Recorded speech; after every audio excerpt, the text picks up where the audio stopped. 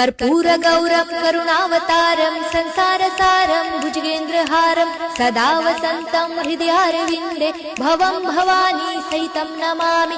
मन्दारमाला कलितालकाये कपालमालं दितसुन्दराय दिव्याम्बराय च दिगम्बराय नमः शिवाय च नमः शिवाय।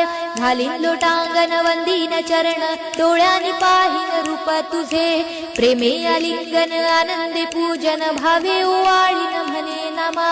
त्वमेव माता पिता त्वमेव बंधु सखा त्वमेव विद्या द्रविणं त्वमेव सर्वं मम देव कायेन वाचा मनसेन्द्रियर्वा बुद्ध्यात्मना वा प्रकृति स्वभावात् करोमि यज्ञं सकलं परस्मै नारायणायति समर्पयामि।